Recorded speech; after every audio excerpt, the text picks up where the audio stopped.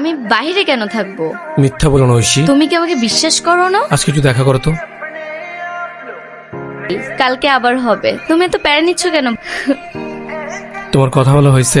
আরে দাঁড়াও না, আর 5 মিনিট কথা বলি। আচ্ছা ওকে, আমি তোমাকে 5 মিনিট পর কল দিচ্ছি।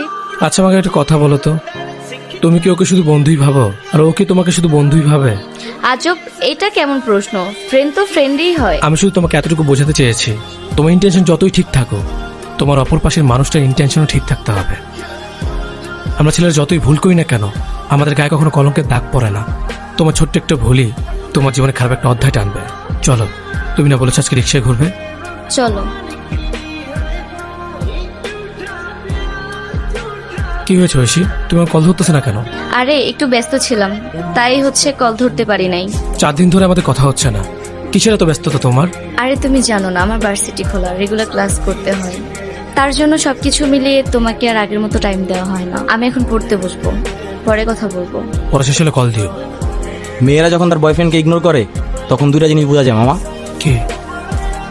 হয়তো ওর লাইফে নতুন কেউ আসছে, আর নয়তো নতুন কারো প্রেমে পড়ছে। আরে সব ফালতু কথা বলিস না তো, ওই সেরকম মেয়ে না। পাখি যখন উড়াল দিবে তখন বুঝবা এ পাখি তোমার পোষ মানে নাই। আরে বাবা, আমি বাসায়, আমি বাইরে কেন থাকবো? মিথ্যা বলো না ঐশী।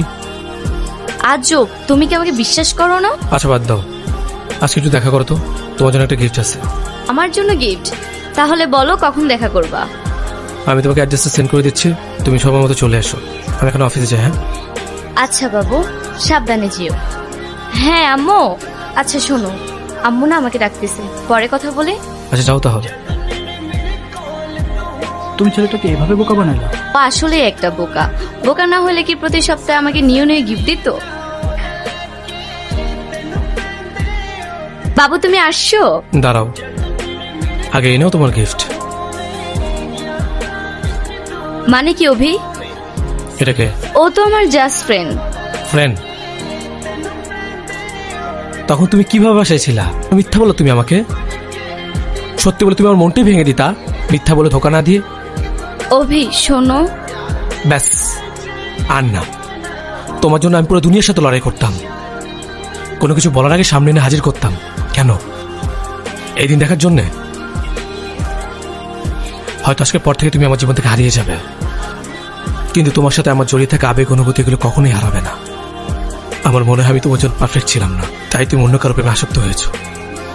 ভাগ্যের কাছে শুধু এখন একটাই চাওয়া, আর কখনো আমাদের দেখা না হোক। আমরা যখন কাউকে আমাদের জীবনের থেকে বেশি ভালোবাসি, তখনই সে আমাদের হৃদয় ভেঙে দেয়।